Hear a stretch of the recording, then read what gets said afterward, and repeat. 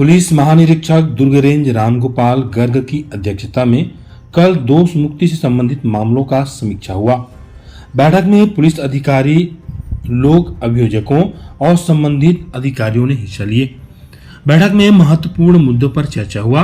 बैठक में जमानत निस्तारीकरण के मामले पर ज्यादा चर्चाएं रही। इसमें यह सुनिश्चित करने के लिए जरूरी कदमों पर चर्चा किया गया।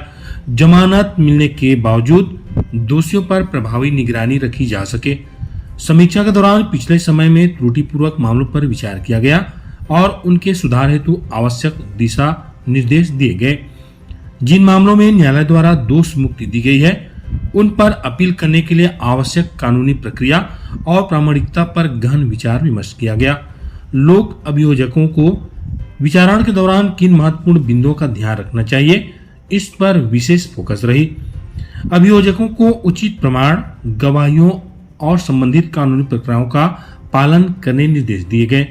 समीक्षा बैठक में विवेचना एवं परियोजना अधिकारियों की त्रुटि के कुल 91 मामलों पर चर्चा हुआ, जिसमें दुर्ग के 74, बालोद के 10, बेमेतरा के 7 प्रकरण शामिल है।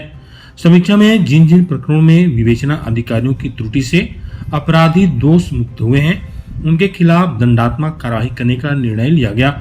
साथ ही जिन प्रकरणों में अभियोजन अधिकारियों की लापरवाही से दोष मुक्ति हुई है, उनमें पुलिस अधीक्षक को संबंधित विभाग से समन्वय स्थापित कर अग्रिम कार्रवाई हेतु निर्देशित किया गया।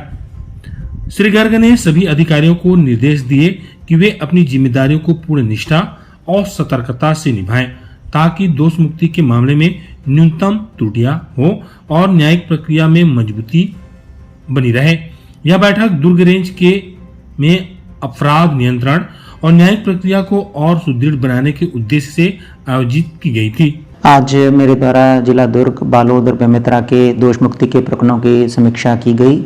तीनों जिलों के अभियोजन अधिकारी, जो उनके वरिष्ठ अभियोजन अधिकारी रहते हैं, उनके साथ बैठकर, जिसमें कि दुर्ग के 74, बालोद के 10 और बेमेतरा के 7 प्रकरणों की समीक्षा की गई है, जिनमें के दोष मुक्ति माननीय न्यायालय द्वारा की गई है।